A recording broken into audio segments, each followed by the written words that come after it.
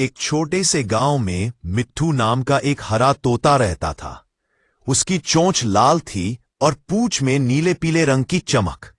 मिट्ठू बहुत चतुर था, पर उसकी सबसे बड़ी कमजोरी थी उसका घमंड। वह सोचता था कि दुनिया में उससे ज्यादा समझदार कोई नहीं। एक दिन गांव में मेले लगा। मिट्ठू ने देखा कि एक जादूगर पक्षियों को उड़ना सिखा रहा है। सारे पक्षी डर गए, पर मिट्ठू हंसा। अरे, मुझे उड़ना तो आता ही है। मैं तो दिखाऊंगा कि असली उड़ान क्या होती है। वह घमंड में फूलकर पिंजरे में घुस गया। जादूगर ने ताली बजाई। अचानक मिट्ठू के पंख गायब हो गए। वो चिल्लाया, ये क्या किया तुमने? जादूगर मुस्कुराया, मैंने तुम्हारा घमंड उड़ा दिया।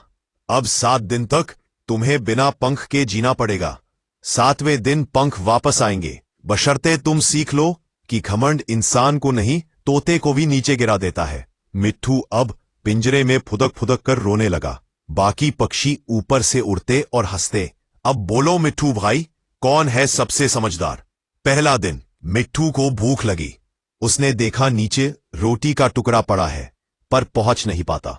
एक छोटी गौरैया आई और रोटी उठाकर मिट्ठू के सामने रख दी। मिट्ठू शर्माया। दूसरा दिन बारिश हुई।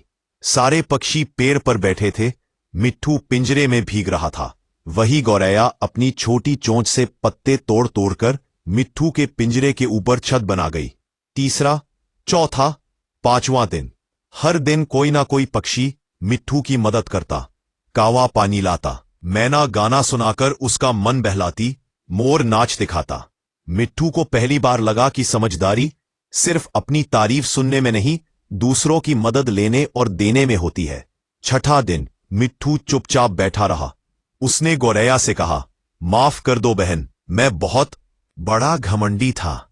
7वां दिन सुबह हुई। जादूगर आया। उसने पिंजरा खोला और कहा, सीखा कुछ? मिट्ठू बाहर आया।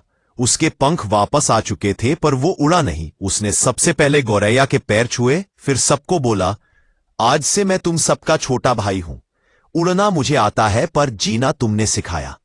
तब से मिट्ठू जब भी उड़ता सबसे नीचे उड़ता, ताकि कोई पीछे न रह जाए।